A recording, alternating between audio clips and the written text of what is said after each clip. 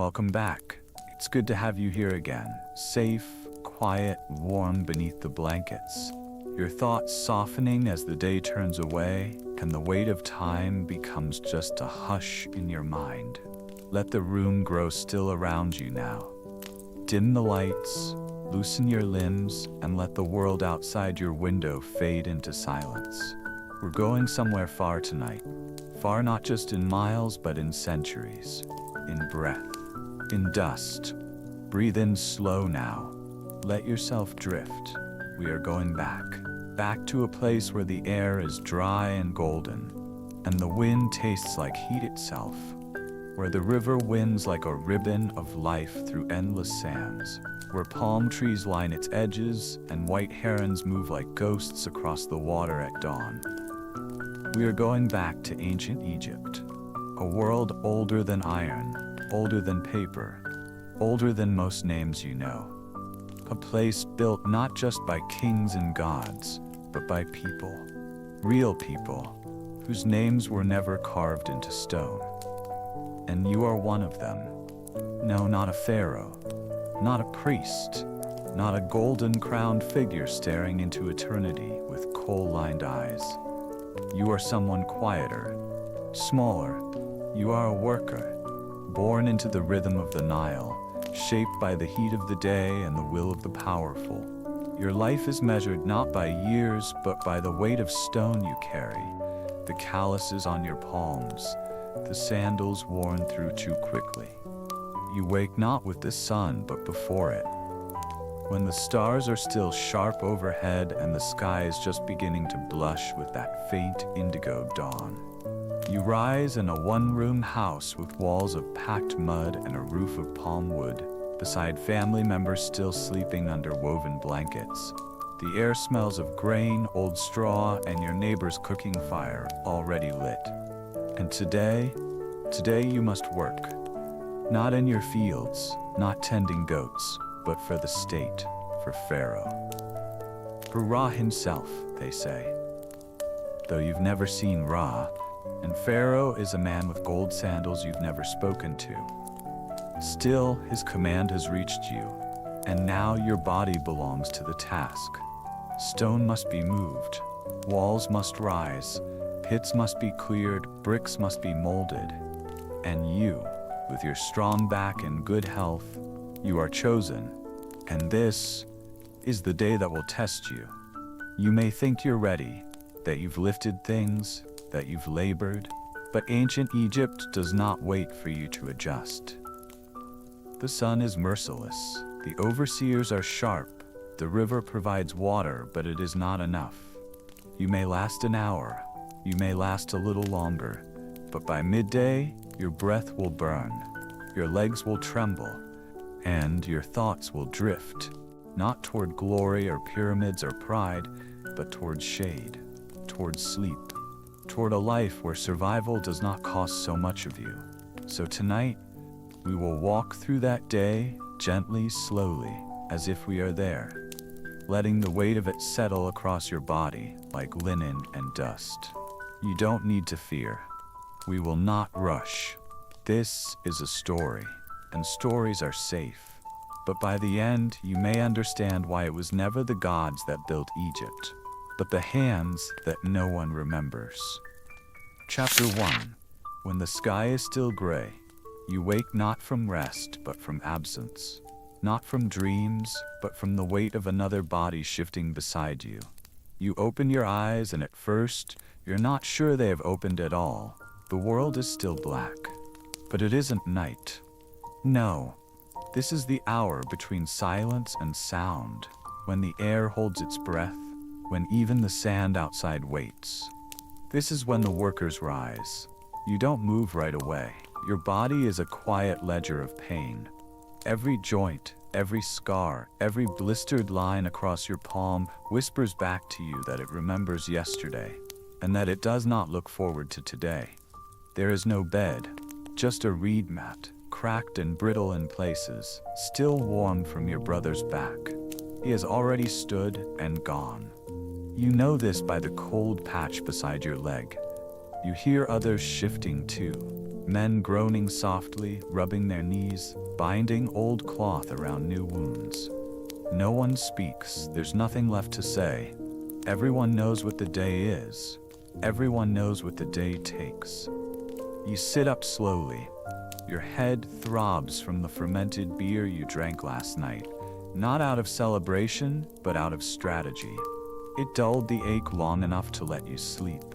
You chew on the inside of your cheek to wake yourself fully, then reach for the faded linen tunic folded near your feet. It isn't clean. Nothing is clean. It smells of river dust, sun-scorched sweat, and the memory of lime dust. You pull it over your shoulders anyway. There is a clay jar with water near the doorway. You pour a palmful and wash your face. The water is warm and thick with silt. It stings the cuts on your lips. But it's water. And that's more than most will have once the sun rises. Your mother is awake in the corner, wrapping lentils in cloth for your brothers. She doesn't look up at you. You don't expect her to. Her eyes have sunk deeper each month. Her skin grown thin as flax. You used to speak to her every morning. Now the only thing that passes between you is breath. The door is just a hole. No hinge, no covering.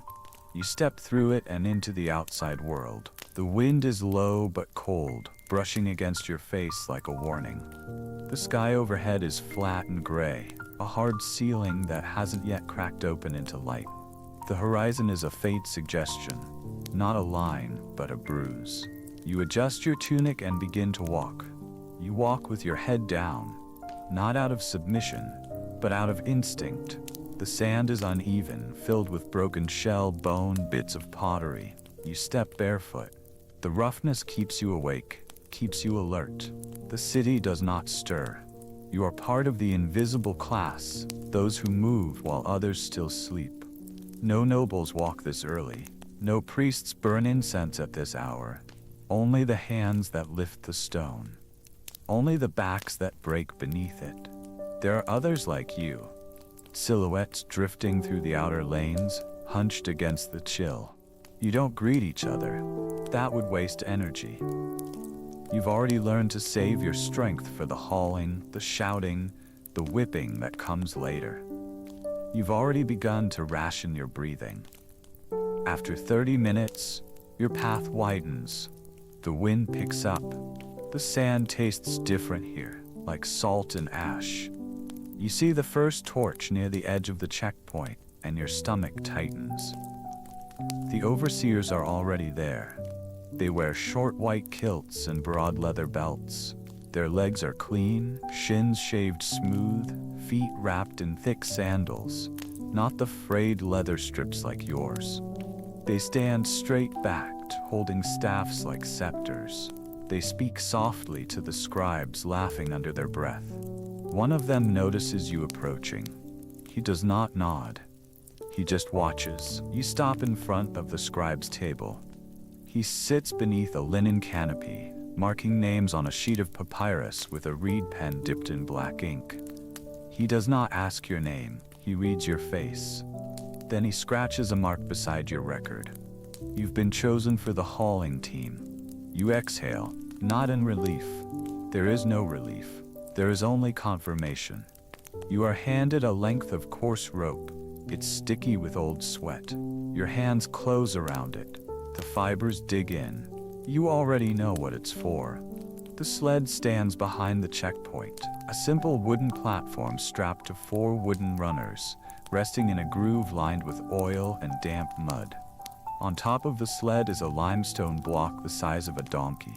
Rough-cut, chalk-colored, flecked with darker seams. It must weigh several tons, and it's only one of hundreds. A team of 20 men gathers around it. You are number 21. The overseer walks by with a whip dangling from his wrist. He doesn't lift it. He doesn't have to. The crack of it from yesterday still sings behind your left ear. The sun has not yet risen, and already you are pulling. The first pull is chaos. No signal, no rhythm, just muscles moving in desperate unison. The sled does not budge. The second pull, jerks the rope so hard that you feel your shoulder twist, something clicking quietly inside the socket. You don't cry out. The third pull, it moves 2 inches. You hear the hiss of wood sliding over wet clay. Someone behind you falls. The whip cracks. He gets up. Your feet dig into the sand. Your lungs burn. The rope carves into your palm like a blade. You shift your grip. The fourth pull is worse than the first 3 combined, because now the stone is moving, and that means it cannot stop. You do not think, you only pull. Every step feels like dragging the ground itself. The sled grinds, the runners scream against the ramp. You grit your teeth so hard it makes your head throb. You slip. You recover. The man beside you vomits. No one helps him. 10 feet, 20, 30, your legs shake, your arms feel numb, and still the stone moves. You do not see the sunrise. You only feel it. A sudden monstrous heat, not warmth, but pressure. The weight of a god's hand pressed against the back of your skull. You pull again and again. You stop hearing. You stop blinking. And still, the sled moves. And this is only the beginning. Chapter 2, the first load breaks. There is a moment, barely half an hour into the day, when something inside you slips. Not a muscle, not a bone, but something quieter, something unspoken and soft and buried. It's not pain, though pain is present. It's not fear, though fear has been with you since before the rope found your palms. It's something else, a loosening, a kind of private surrender. Not dramatic, not visible. Just the subtle, irreversible realization that you are already behind, and the day has only begun. Your hands are raw, not wounded, not yet, but the top layer of skin has already begun to shift, sliding wetly beneath the pressure of the rope. You adjust your grip with your fingertips, but the friction is everywhere. The rope burns even when it isn't moving. It has memory, this rope. It holds the sweat of those who pulled before you. Their labor clings to the fibers. Their blood has dried into the strands. You smell it, not just the rope, but the sled itself. A wet, earthy stink of limestone, mixed with old mud and oil-soaked sand. The sled runners groan like beasts, and every few paces, someone near the back stumbles on a rut or sinks slightly into the path, causing the load to lean or jerk or halt completely. And when that happens, the overseer shouts. Not because of inefficiency, not because he's disappointed, but because halting means losing time. And time, to the Pharaoh's projects, is the one thing more valuable than men. You don't look up. There's nothing above you that will make it easier. The sun has risen fully now, and it is not the golden orb of religious paintings. It is a disk of white fire, and it does not greet you gently. It simply appears unapologetic, already full and heavy and hot. It presses on your shoulders like another stone to carry. You already sweat, profusely, and not from exertion alone. It's the heat, yes, but it's also the anxiety. The knowledge that there is no schedule, no break, no clean line between effort and rest. Rest here is earned only by collapse. Your feet have begun to slip. The sand, now hot enough to sting, offers no traction. The wood beneath the sled runners heats with every foot of progress, and when it shifts or lurches, the ropes snap tight against your palms with sudden violence. Your right shoulder hums with a dull ache now, and you cannot lift your left arm above your chest without feeling a sharp tug along your ribs. That happened yesterday, probably, or the day before. It doesn't matter. No one asks about injuries. No one logs your pain. The pain is your own. So is the silence. The men beside you, some older, some younger, don't speak, not even in whispers. Some of them grunt when they pull or mutter curses in the old tongue under their breath. But most are like you, bent, eyes low, focused on the inches in front of them. Everyone is surviving, no one is helping, and not because they're cruel, it's simply not possible. If you fall behind, someone else must pull harder. If they help you, they risk the whip. So no one helps. The sled creaks. The path turns. The incline ahead is shallow, but it may as well be a mountain. It's one of the artificial ramps, a long, hard-packed slope that curves gently toward the foundation level where builders wait with ropes and scaffolding. These ramps are temporary, carved and compacted just for this phase of the construction. But that doesn't make them forgiving. They are dry and angled, and the stone must not slide backward.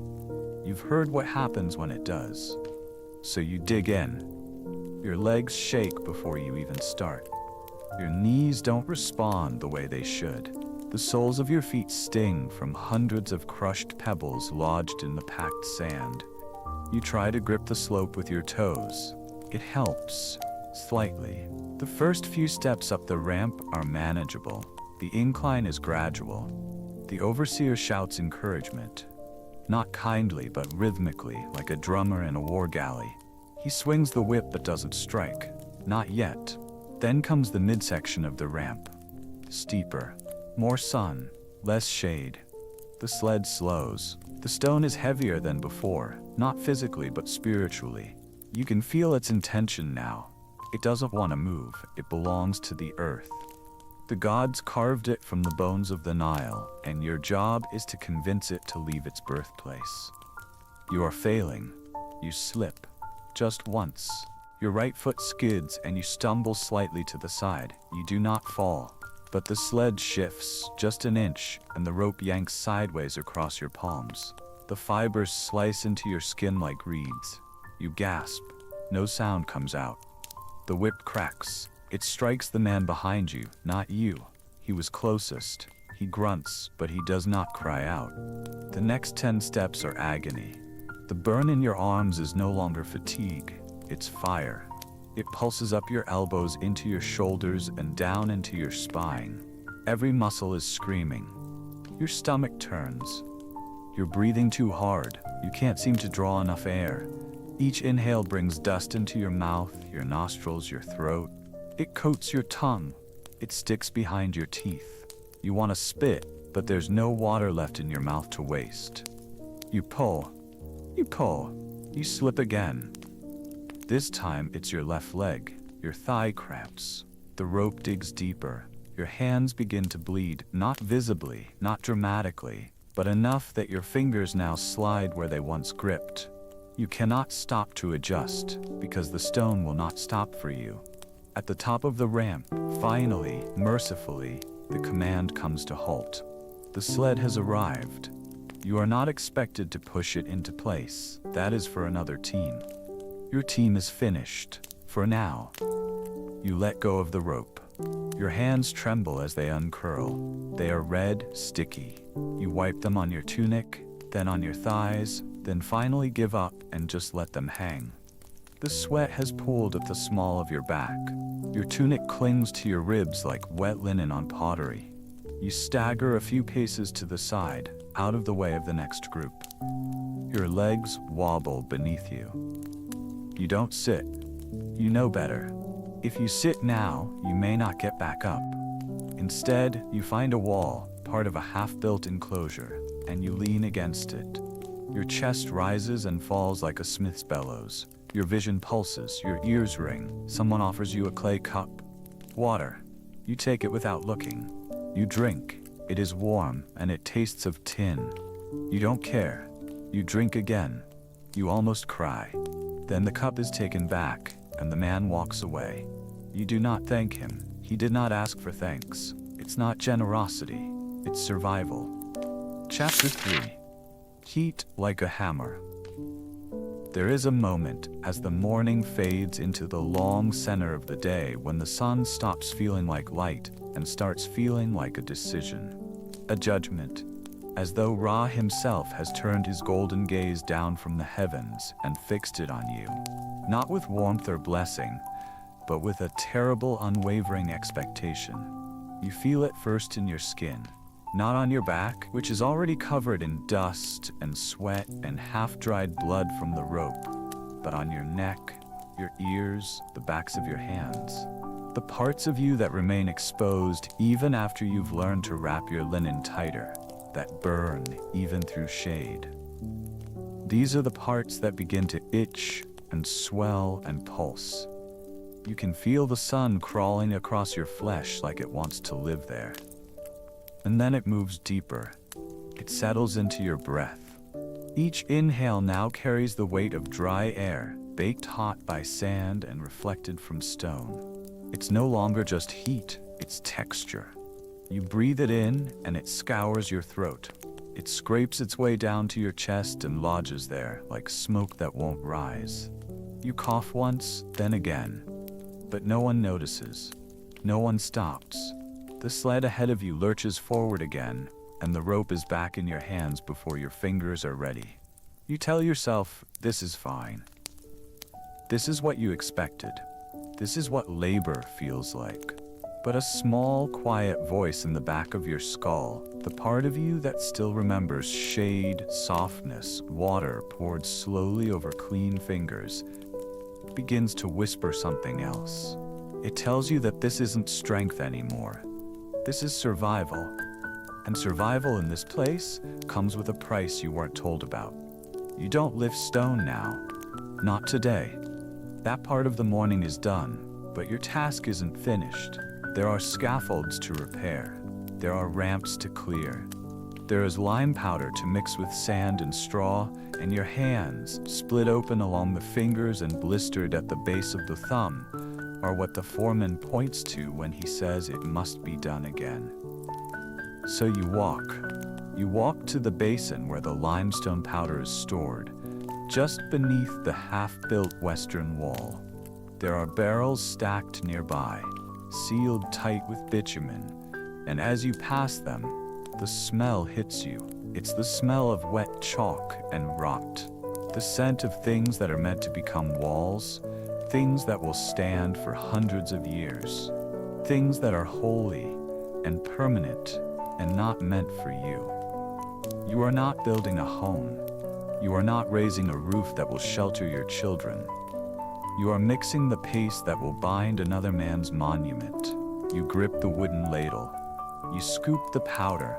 It floats into the air like smoke, stinging your eyes, clinging to your eyelashes. You mix it with water, stir it with a paddle, then pour it into woven baskets to be hauled to the wall. Each trip is the same. You lift, you walk, you spill a little, you walk back. There is no counting, no measure of progress. You are not told how many loads remain.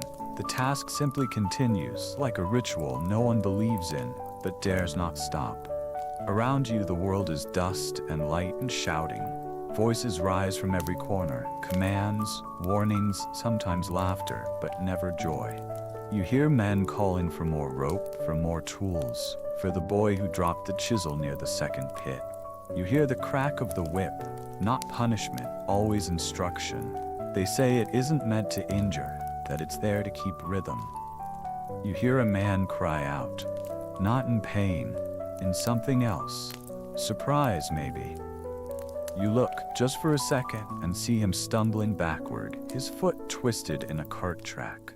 He goes down hard, his knee bending in a way it shouldn't. You hear the bone. A dry snap, no one moves, not at first. Then two other men, not overseers, not guards, just workers like you, approach. They lift him under the arms and begin dragging him toward the edge of the path. He's still conscious. He bites down on the cloth at his shoulder and closes his eyes. You hear nothing more from him for the rest of the day. And you realize then, with a kind of coldness that cuts deeper than the heat ever could, that it could just as easily be you. One wrong step, one misjudged angle, one distraction, and your name is never carved, never mentioned, never remembered. You would be replaced before your blood dried. The sun climbs. It is no longer above you, it is around you. The shadows are gone. There is no place left to hide. The cloth over your shoulders is soaked. Your tunic clings to your ribs like a burial wrap. You've stopped feeling the burn in your palms. You've stopped feeling your palms at all. Your hands move because you tell them to, not because they want to. You walk back to the mixing pit. You bend, you lift, you feel something inside your back crack. Not sharply, but slowly, like fabric torn in two directions at once. You stand, you don't say a word.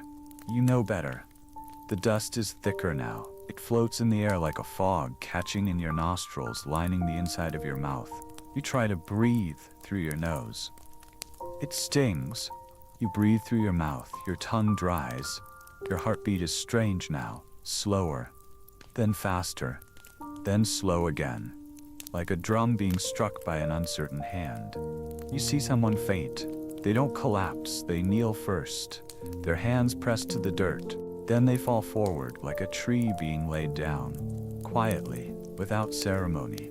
A guard notices. He walks over, he prods the man with his staff. The man does not rise. He's carried off by two others, dragged really, feet trailing.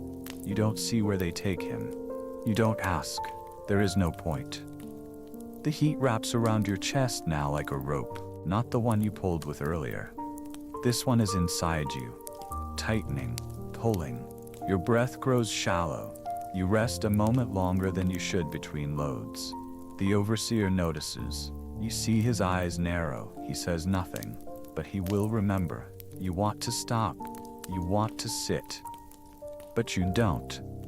Because you know, somehow instinctively, that if you sit now, if you drop the basket, if you kneel even for a second, you will not stand again. The Nile glimmers in the far distance, a silver vein between the dust and light. You can't reach it. You know this. But still, something in your body turns toward it. Some animal part of you wants to run there, plunge your hands into its cool current, drink until your stomach aches, lie down beside its reeds and vanish into sleep. But you don't run. You walk back to the wall. You lift another basket. The sun watches. Chapter 4. Midday shadows don't cool you. By the time the overseer signals the midday rest, it doesn't feel like a reward. It feels like being allowed to collapse. There is no celebration, no cheer from the men, no sigh of relief. Just the dull shuffle of feet stepping out of the way of stone, the clinking sound of copper tools set down on the ground without care, and the silent withdrawal of bodies into any space where the sun isn't touching. You don't sit. Not yet. Not until you're sure you won't fall over. You walk carefully, the bones in your feet buzzing, knees soft and untrustworthy, until you find a patch of hard-packed sand tucked into the crook of a scaffold's shadow. The shadow is not cool. It is simply less hot. That's enough. You lower yourself slowly, not gracefully. The descent is stiff, trembling. You squat first, then sink, then lean back against the rough edge of a limestone slab. It's warm from the sun, but solid, and the weight of it at your spine helps you remember where your body begins and ends. Your tunic is soaked through, sticking to the hollow of your chest, the bend of your elbows, the curve of your hips. You don't peel it away. There's no point. The break is not long. You know that. Everyone knows. It's just long enough to keep you from falling dead in the dirt. 20 minutes, maybe 30 if the overseers are distracted. If the supervisors eat slowly. But you don't trust that luck. No one does. From somewhere nearby, the faint sound of chewing. Someone has food. A folded strip of barley bread, stiff with age. Another man bites into an onion, raw and sharp, the scent of it drifting toward you in waves.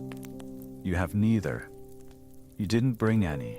There wasn't enough at home to take. You told your mother not to set any aside. You regret that now. Still, you reach into your satchel. You find a small piece of dried fig. Too small to help, too sweet to waste. You eat it slowly, letting it rest on your tongue. You chew it like it matters. The water skin you brought is mostly empty. You saved it. You thought you were being careful, but your thirst this morning was deeper than you expected. You drink the last mouthful now. It tastes of leather and dust. You swish it around your cheeks, feeling it soak into the cracks at the corners of your lips, then swallow. Your stomach growls once in protest. then quiets. Around you, other men do what they must.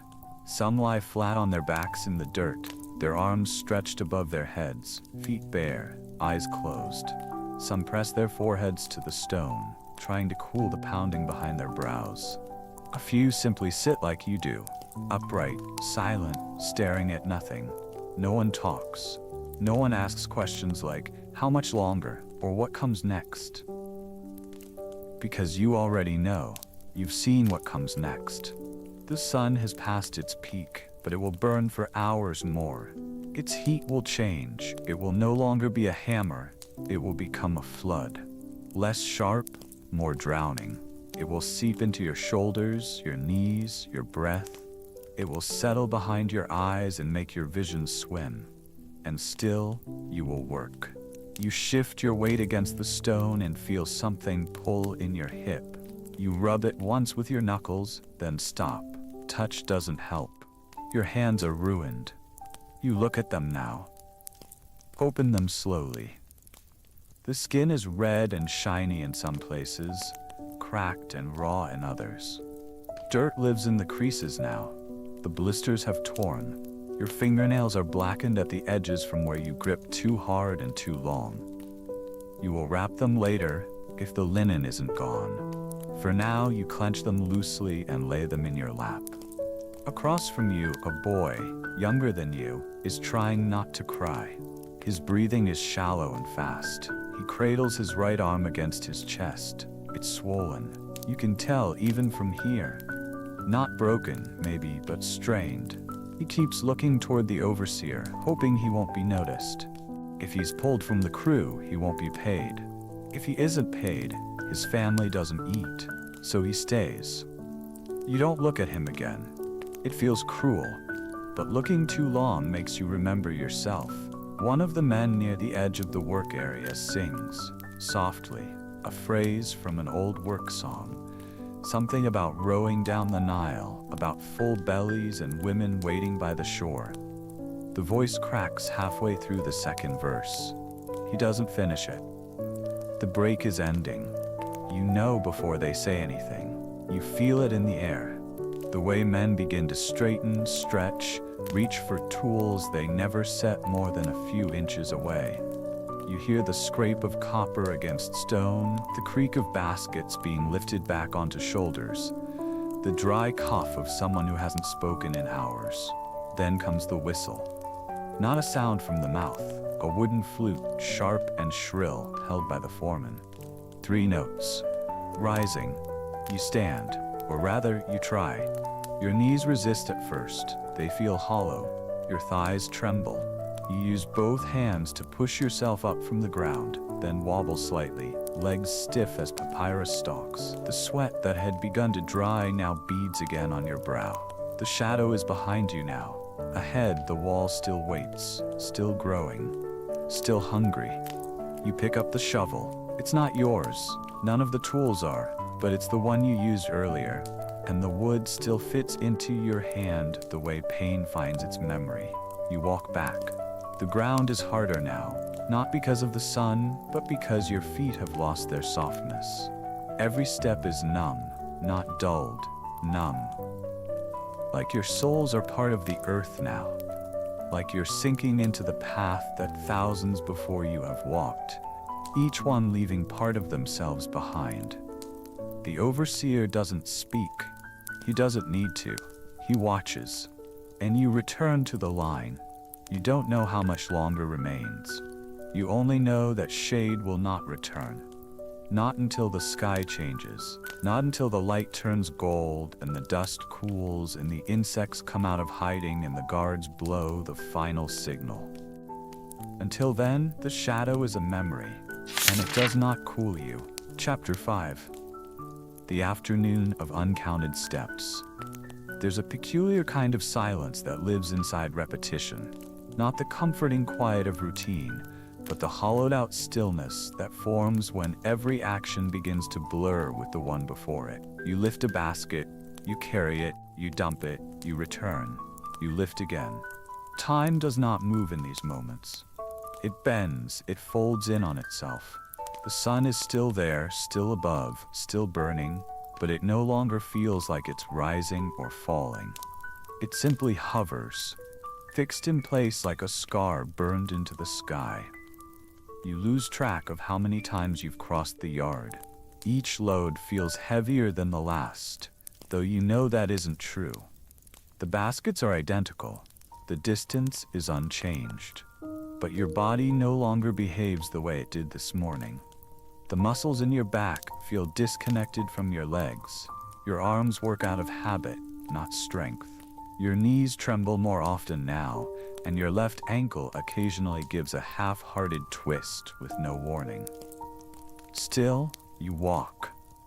The stones don't care how tired you are. You pass the same set of scaffolds again and again.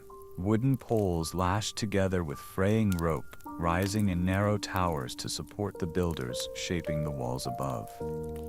You glance up once, not out of curiosity but instinct, and for a moment you think one of the men might fall.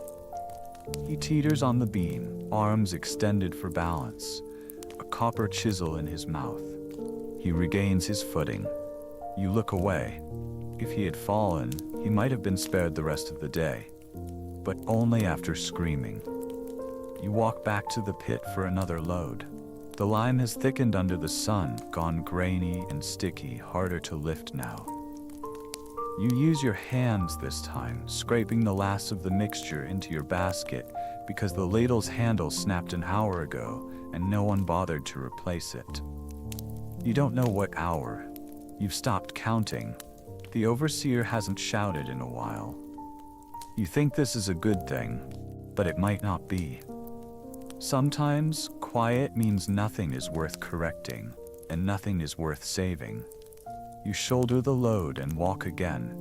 The afternoon is a long corridor with no doors. You don't remember who you passed last. You no longer look at faces. The men around you all wear the same expression now. Brows furrowed, mouths slightly open, breathing shallow, eyes dull and sunken. You catch glimpses of red skin around the edges of necks, open blisters on fingers, knees wrapped in strips of soiled linen. Everyone is hurt. No one is injured enough to stop. You lift, you walk, you turn, you lift again. Your mouth is dry again, though you swore you just drank from the communal jar not long ago. Or maybe you only thought about drinking.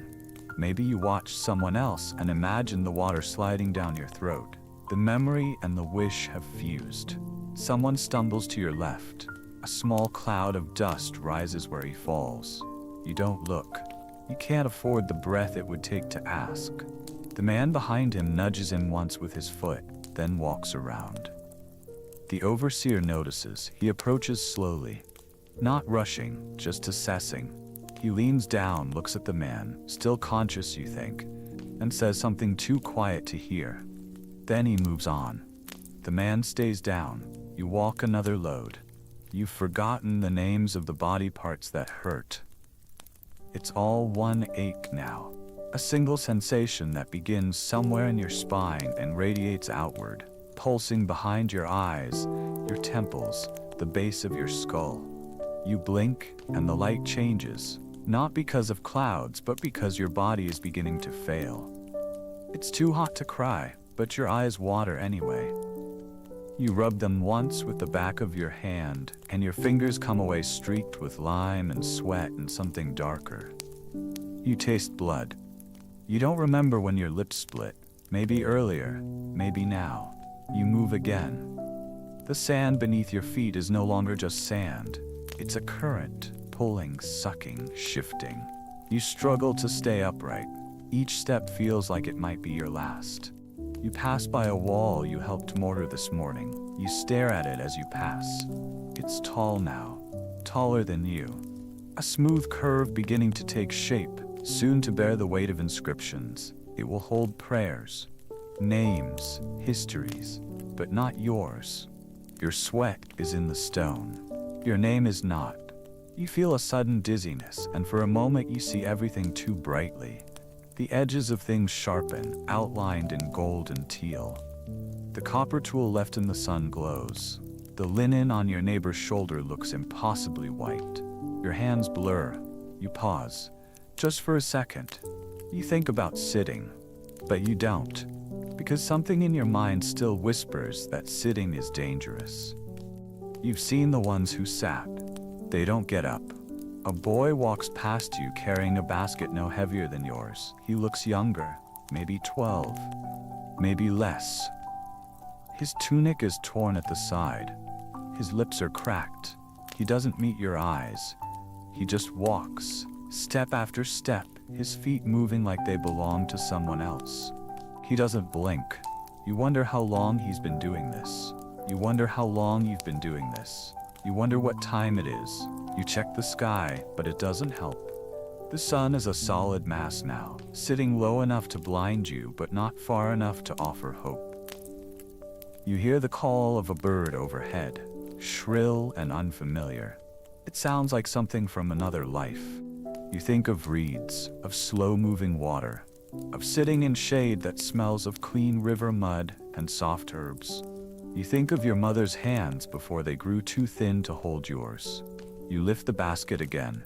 You walk, and still you walk.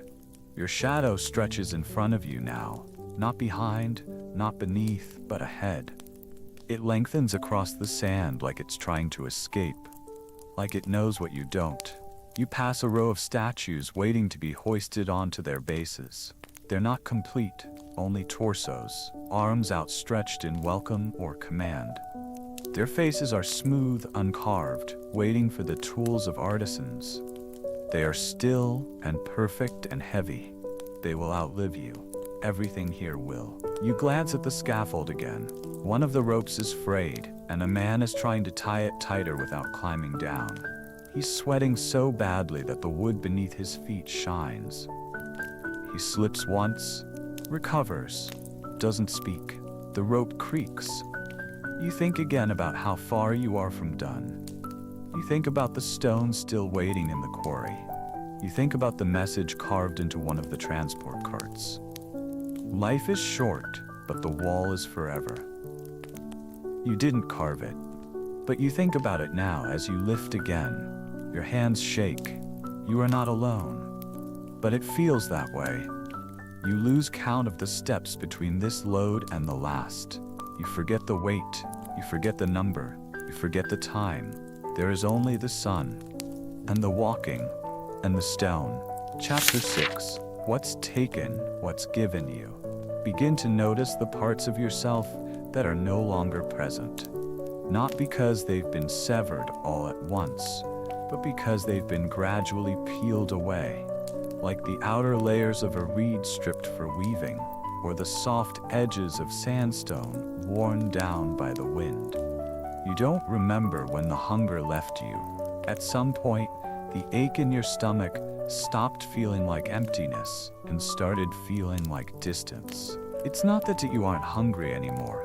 It's that the part of you that knew how to want has gone quiet, stepped backward into a place beyond the reach of your body. Your feet feel like something you wear, like sandals made of nerve and bone, no longer part of you but attached, barely, by the friction of use. You can no longer feel where your heel ends and the hot ground begins.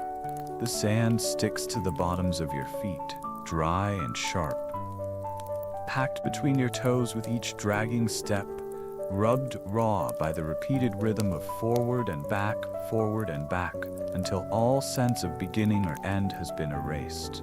The pain has changed. It has lost its edges. What was once sharp and alarming, the burst of a blister, the jolt of a strained tendon, the sting of lime paste in a cracked hand, is now something duller, wider, more constant. You feel pain not as a location, but as an atmosphere. It wraps around you, settles into your clothes, rises from your limbs like heat. And perhaps most disturbingly, you are no longer alarmed by it. You carry it the way a woman carries a jar on her head, not joyfully, not angrily, but with a quiet, practiced balance. What has been taken from you is not just strength, though your strength is certainly gone, burned up in the salt and strain of a dozen loads too many. What has been taken from you is thought. Not completely. You can still remember your mother's voice, your brother's face, the smell of bread when the wind is right, but those memories feel slippery now, like stones beneath water. You reach for them, but they roll gently away. And perhaps that's the most disorienting loss of all. The way the day strips you not just of comfort, but of the clarity that once framed who you were. You are no longer a son, no longer a friend, no longer even a man. Not in the ways that mattered to you yesterday. You are a tool now, warmed by blood, given shape by need, bent into the use of others. What you are given in exchange for all that's been taken is minimal, and yet somehow enough to keep you moving. You are given the briefest pause in motion, not because it's scheduled, but because the man ahead of you has dropped his basket, and the line must wait while he collects the spilled mortar. You take the moment to bend forward at the waist, hands on knees, your back curled like a wilted stalk. You do not sit, you do not kneel, you simply fold. And even this small gesture feels like a prayer, not because it is spiritual, but because it is desperate. You are given the low murmur of two men ahead of you, a sound so soft it barely exists, discussing whether the day will end at dusk or after. One believes the load quota has already been met and that they may be released early. The other laughs once bitterly and says quotas are for scribes, not for slaves. Neither of them calls themselves a slave aloud, but both of them understand. You are given water. Eventually. Not in a cup, not even in a full skin, but in a ladle passed between hands, sloshing over with each exchange. It tastes like mud and heat. You swallow it like it's honey. You savor the ache as it travels down your throat. You are given shade, not enough to matter, but enough to dream against. A narrow ribbon of shadow cast by a storage shed, cool for exactly the width of your shoulder. You walk beside it once on your way to the south pit. The sensation of coolness on half your arm feels so alien, so impossibly good, that it almost breaks something inside you. But the shadow is gone in 3 steps. You do not return to it. You are given the brief glance of a boy who looks no older than 12, carrying a pail of sand with both hands, arms shaking under the strain. His eyes meet yours for half a second, and in them you see the same thought you've been trying not to speak to yourself. That this day, this hour, this labor cannot be survived much longer. The look does not linger, but it leaves a bruise behind your ribs. What you are not given, and never promised, is the assurance that your effort matters. You do not know what this building will be. A temple? A granary? A tomb? The walls rise around you, one layer at a time, but no inscription has yet been carved, and no priest has yet walked its edge to bless the foundation. You are not told what sacred purpose these stones will serve, only that they must be moved, that they must be stacked, that they must be shaped by your hands, held by your blood, set in place by the hours that steal the marrow from your bones. You do not know if the man who owns this project has ever seen your face. You suspect he hasn't. If he has, it would have been from far away, from the window of a shaded palanquin, the curtains drawn just enough to show him that progress is happening. Not how it happens, only that it does. But still you lift, still you walk, still you bow beneath the basket. Still you climb the narrow rise of the southern incline with your spine curved and your arms locked and your heartbeat fluttering in your ears like the wings of a dying bird. You are given a name when the scribe calls it, only to mark that you're still alive, that you've completed your assigned loads. But that name is not spoken to you. It is not offered with meaning. It is not used in kindness. It is simply a note on a list. A scratch of black ink beside a clay token that ensures you'll be summoned again. And yet when the sun finally begins its slow descent behind the far ridge, when the light softens just slightly from gold to copper, when the air begins to lose the sharpness that has filled your lungs all day, you feel something move inside you. Not joy, not relief, but a quiet, reluctant endurance. You are still here. You did not fall. You did not sit. You did not disappear beneath the weight. And that, for today, is enough. Tomorrow, the stone will still be there. Tomorrow, the work will begin again.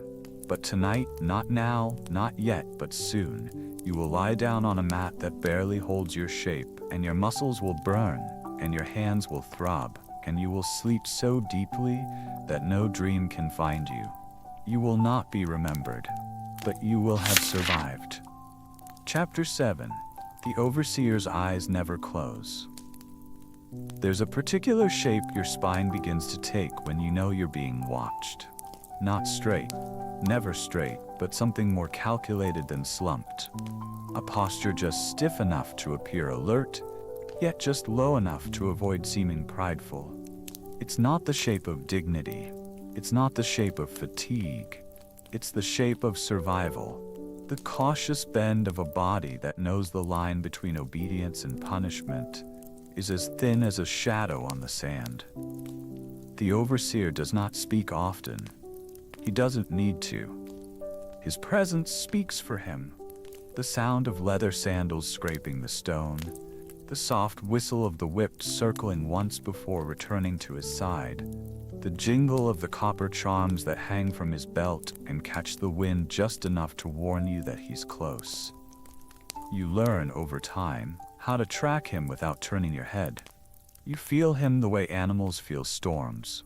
You sense his weight before he enters your field of vision. He doesn't always look angry. Sometimes he even hums, a low, tuneless sound that feels too human for the cruelty his presence inspires. But make no mistake, this man does not sleep in your quarters, does not eat what you eat, does not share your aches. He is not one of you. He is what stands between your breath and the freedom to draw it without fear. You used to wonder what he saw when he looked at you, if he saw a boy, a brother, a body pushed too far. But over time, you've come to understand that he doesn't see people. He sees productivity. He sees moving weight. He sees interruption and delay and risk. He sees failure before it happens, and he waits for it. You cannot afford to give him what he's waiting for. So you move, even when your hands tremble, even when your legs begin to buckle from the strain of the last hour's climbs, even when the basket bites deeper into your collarbone and your fingers can barely close around the edges of the plank. You move, because stillness is a kind of invitation, a silent request for discipline. And the overseer answers all requests, whether they're made with words or silence. The man next to you falters, just for a moment, just a single misstep in the loose stone. His footing slips, his basket wobbles, he curses beneath his breath. He does not fall, he regains control before anything spills, but it's enough. The overseer's staff taps twice against the stone. The man flinches. The staff doesn't strike him, not this time. It rests against the edge of his basket, pushing it slightly higher, reminding him that his burden is being measured, not by weight, but by posture. The man nods. He does not speak. He moves forward with renewed speed. You learn from this. You keep your basket level. You don't let your shoulders sag, even when the straps cut into your flesh and the salt of your sweat stings every inch of raw skin. Because here, there is no such thing as private pain. Here, everything is a performance. Even suffering must be presented properly, without drama, without complaint, without delay. You wonder sometimes whether the overseers were once like you, whether they once lifted stone with hands that cracked and bled, whether they once feared the lash before they held it. But you never ask. You never will. because the distance between their lives and yours is so great that even the question feels like a kind of disobedience. He passes behind you now. You can't see him, but your body adjusts all the same. You raise your elbows slightly to show you're engaged. You straighten your neck to suggest attentiveness. You take an extra step, just a little longer, as if you're eager to complete the task. You don't quicken too much. That would show panic. You do just enough. And when he doesn't stop, when his footsteps fade into the next row of laborers, you allow yourself a breath that isn't quite relief, but something close. You keep working, because he will be back. He is always back. He circles the site like a hawk above a field, eyes sharp, wings quiet, waiting for movement that breaks the rhythm. And here, rhythm is everything. The pulling, the lifting, the dumping, the walking. It's not just motion, it's a heartbeat. And any stutter in that pulse invites consequences. A younger boy breaks rhythm later in the afternoon, only slightly. He starts too early before the team is ready to haul. The sled jerks unevenly. Someone stumbles, a tool is dropped. The overseer doesn't speak. He simply walks to the boy and reaches for his wrist. It's not loud. The whip doesn't crack. It hisses. A quick strike, more snake than thunder, across the back of the boy's calf. The boy gasps. He doesn't cry out. He doesn't fall. He does what all of you have learned to do. He stands straighter, and he keeps pulling. Because one strike is correction, two is weakness, and weakness cannot be trusted with stone. You lift your own basket again and shift your grip. Your left hand is swollen now. You feel every grain of sand caught beneath the wrappings, but you don't stop to fix it. You'll wrap it again tonight. If there's linen left, if there's time. The overseer doesn't watch you directly for a while, but you still feel him. His eyes are on the worksite, on the shape of the walls, on the height of the scaffolds, on the angle of the ramps. He is watching everything, which means he is watching you. And so you stay quiet, you stay balanced, you stay invisible. You are not here to be seen, you are here to endure. That is what's expected of you. That is the law the sun and the lash and the limestone have written into the hours of your day. You will not raise your voice, you will not raise your gaze, you will not speak unless addressed. And you will never stop before the day does, because the overseer's eyes never close, and your life moves beneath them, not as a man, not as a soul, but as a moving weight of flesh and will. And there is no hiding from the weight of that gaze, not in daylight, not in shadow, not even when you sleep. Chapter 8. The river smells like hope. When the order comes for the water run, your first reaction isn't relief, it's uncertainty. Not because the task is unfamiliar, but because it doesn't involve stone. And after hours of lifting, bending, and balancing on blistered feet, your body has forgotten what it means to move without weight. You've become so used to the resistance of stone and the sharp pinch of rope against your collarbone that the thought of walking without those familiar burdens feels unnatural, almost hollow, as if something is missing. Still, you step forward when your name is called, along with 4 others. Each of you is handed an empty vessel, a narrow-necked jar, long and smooth, made of sun-dried clay. It's lighter than a basket, easier to balance than a block of limestone, and yet as you grip the handle, your fingers protest with the same stubborn ache that's lived in your knuckles since sunrise. The overseer doesn't follow. He watches from a distance, arms crossed. He doesn't bark a command. He just nods once toward the path. You go. It's a walk you've made before. Down the southern incline, past the scaffolding and the lime-mixing pits, around the heaps of chipped stone and shattered pottery, and through the narrowing passage between storage sheds and tool racks, where the heat lingers longer because the breeze doesn't reach. The scent here is different. Not dust and sweat and copper. but dried flax and damp hay, the lingering perfume of crushed herbs used to mask rot. You pass it all like a dream, your feet already moving in the direction your memory pulls. And then the scent changes. The air becomes fuller, heavier, but cooler, and carries something old. Not in the way that the stones feel old, but something deeper, earthy, clean, wet. The smell of water, not just any water, but the Nile herself, wide and slow and ancient. The scent rises from the marshes just before the riverbank, thick with reeds and silt and frog calls, and you breathe it in through your cracked nostrils like it might stitch the torn fabric of your lungs. You don't speak to the others. No one does. The silence between you is no longer born of fear or exhaustion. It has transformed into a reverence.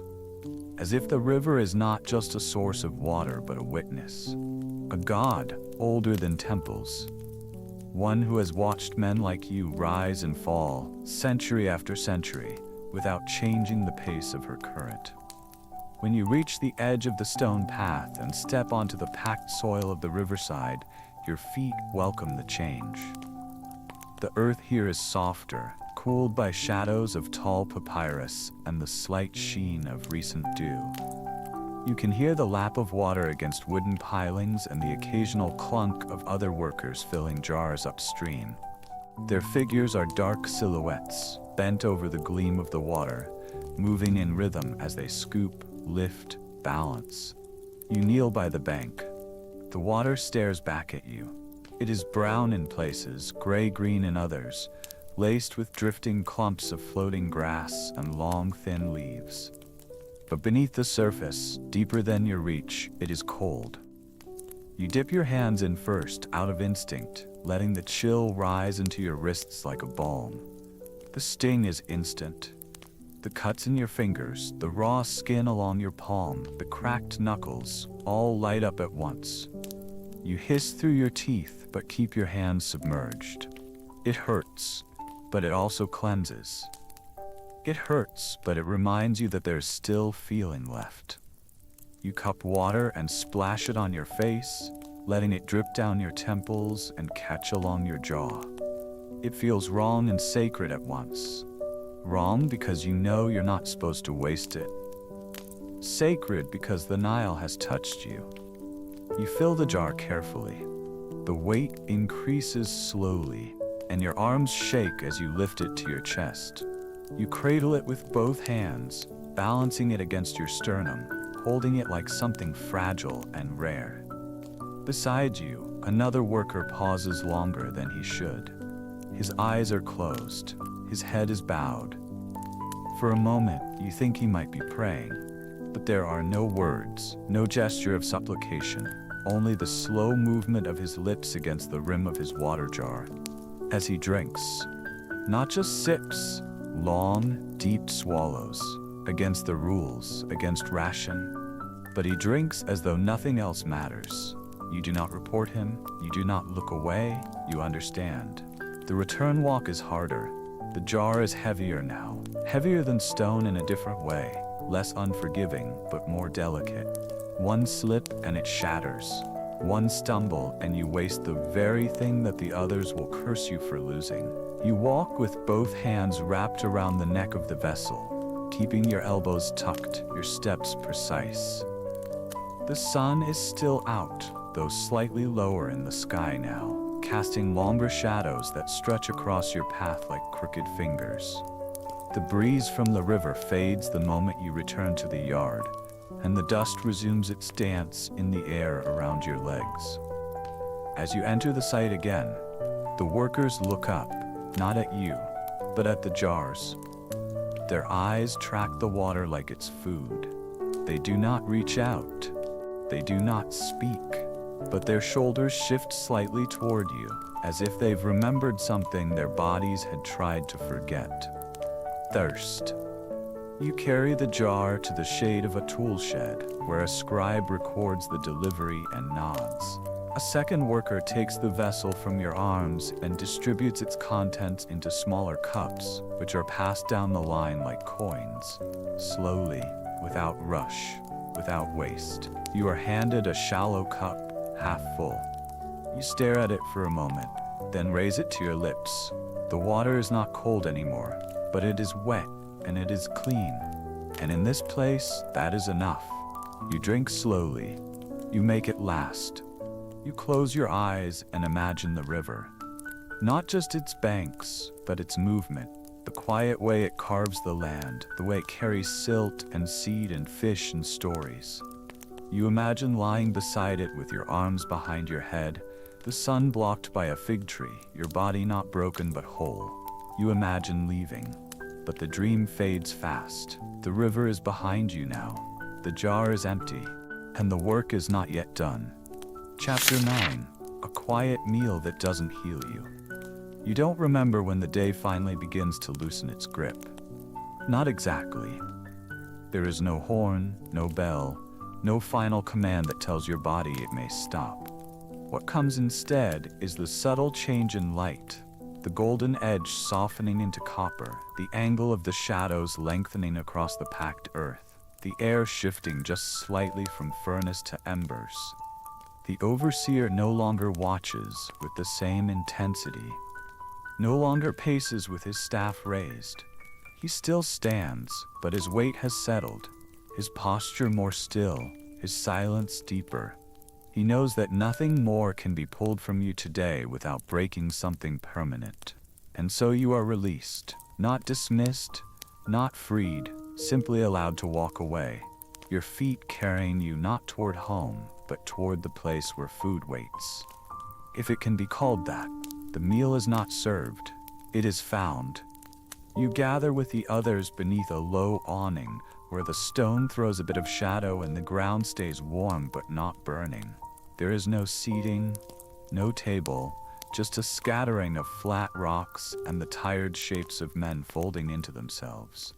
You settle slowly, your knees stiff, your back humming with an ache that refuses to quiet. You don't stretch, you don't sigh. You simply descend. The motion is familiar now, a slow, practiced lowering of your battered frame, each joint announcing itself as it bends. You don't wince anymore. The pain has lost its novelty. Someone passes a loaf, flat, dry, split down the middle like it gave up rising halfway through. You take a piece that's already broken. No one speaks. No one counts portions. It's not generosity, it's economy. Everyone knows how little there is. Beside you, a man bites into his bread and chews with slow mechanical effort. It makes a sound like footsteps in gravel, dry, deliberate, gritty. His face is unreadable. His eyes stay on the middle distance, not looking at anyone or anything, just staring forward as if trying to see through the day that hasn't fully let him go. You take your first bite. It doesn't taste like food. It tastes like what it is. Flour, water, ash from the baking stone, and the trace of someone else's hands. You chew slowly, letting your saliva do the work. Your teeth are sore from clenching all day. You can't remember the last time you tasted sweetness or fat or meat. You swallow. It scratches your throat on the way down. Someone near you opens a small cloth bundle. Inside, pickled radish, thin slices of dried onion, maybe a pinch of salt if they're lucky. The smell cuts through the dust, sharp, acidic, alive. You don't ask for any. You don't want to owe anyone, even over scraps. There's a rhythm to these things, and today, you stay outside of it. There is water again, passed around in a jar that smells faintly of resin and old smoke. You sip. It's warmer than before, and less clean. But it soothes the back of your throat, makes it possible to finish the last bite of bread without choking. And that, too, feels like a victory.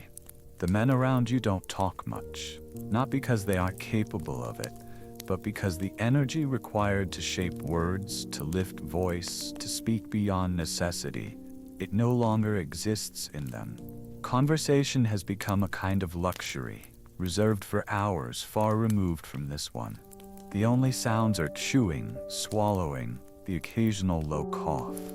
One man sighs deeply. not with sadness but with finality, like a door closing at the end of a long hall.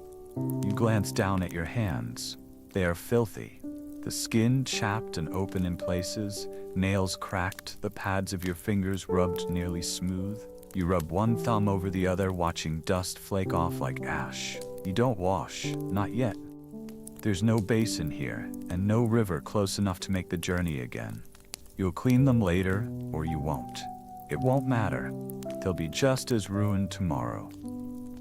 Someone stands. Not suddenly, not with purpose, just slowly rises, stretches without looking upward, and drifts away into the deepening shade. You watch him go, not because you expect anything to happen, but because it's the only motion in the stillness. He limps slightly. You don't know his name. You don't need to. His limp is familiar. You've felt it before, in your own body, after too many hours bent under baskets. You think briefly of home, of the small clay room, the woven mat, the corner where your mother sits and grinds lentils with the dull rhythm of someone trying not to wake the silence. You wonder if your brother returned from the quarry already, if the fire's been lit, if the roof has leaked again. You picture it, not with longing, but with the soft detachment of distance. You will go there. You will lie down. You will sleep. But it is not home in the way you wish it could be. It is shelter. Nothing more. The bread is gone. Your stomach still murmurs.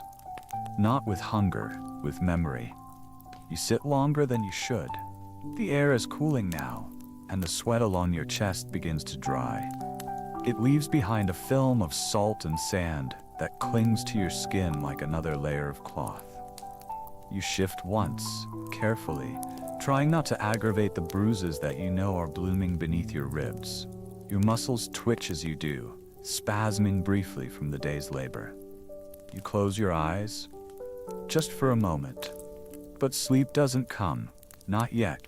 The light fades, the world changes color, and still there is no comfort in the quiet, only the knowledge that you have survived this day, and the weight of knowing that tomorrow waits, just beyond the edge of dark.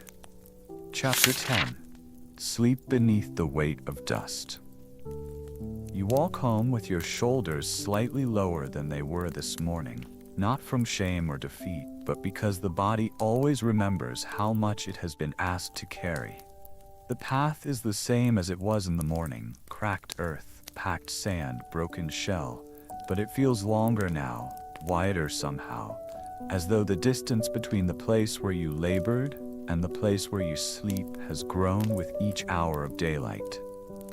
You take the same steps you always do, but they come slower, not because you choose to slow, but because you have no speed left to give.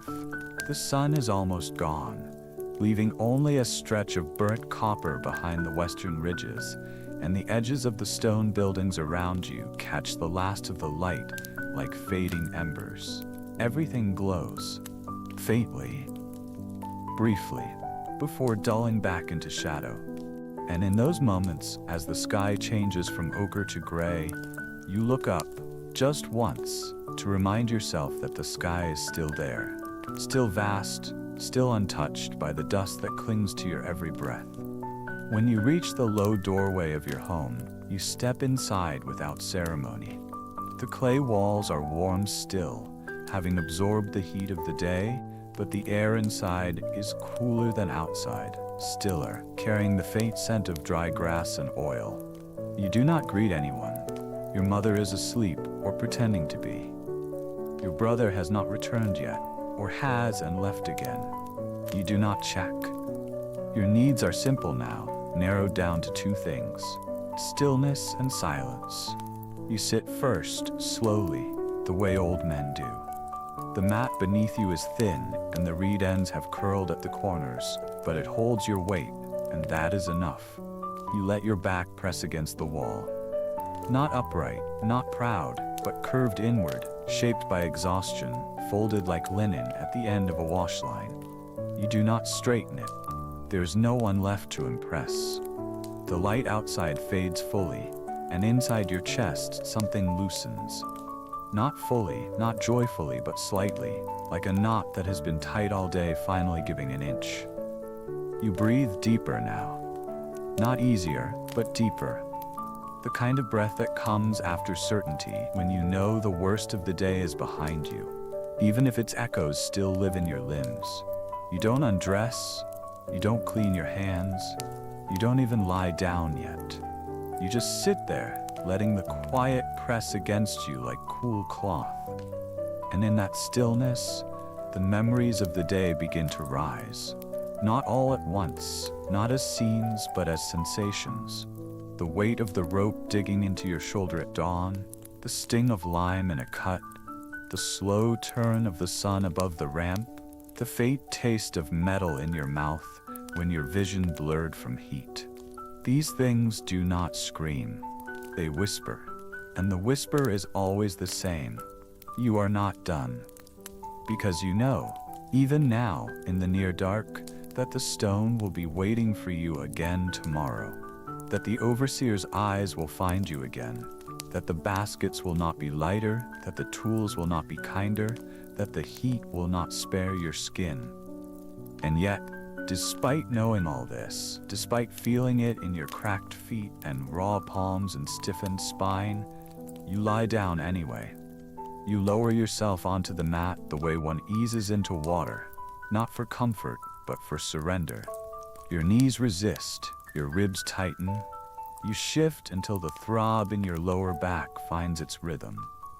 And when you finally settle, when your cheek rests against the reed pillow and your fingers uncurl slightly beside your chest, you do not speak. You do not think. You listen. To the breeze rattling the doorway curtain, to the low sound of breath from someone sleeping nearby, to the creak of the roof reed above your head, to your own heart, slowing. Your body has stopped moving, but it has not stopped working. It heals now, if only slightly, rebuilding the torn muscles, cooling the skin, tightening the wounds, saving just enough for tomorrow. You feel it all happening, not with clarity, but with awareness. A soft internal motion, like embers in ash, like the Nile's current below the surface. You are not proud. You are not brave. You are not remembered. But you are alive. And that is what this day has given you. The dust still lives in your hair, in the creases of your elbows, in the corners of your eyes. You feel it every time you shift your head or open your lips. You will sleep with it. You always do. And when sleep comes, it doesn't arrive in dreams. It arrives as darkness, complete, heavy, without beginning or end.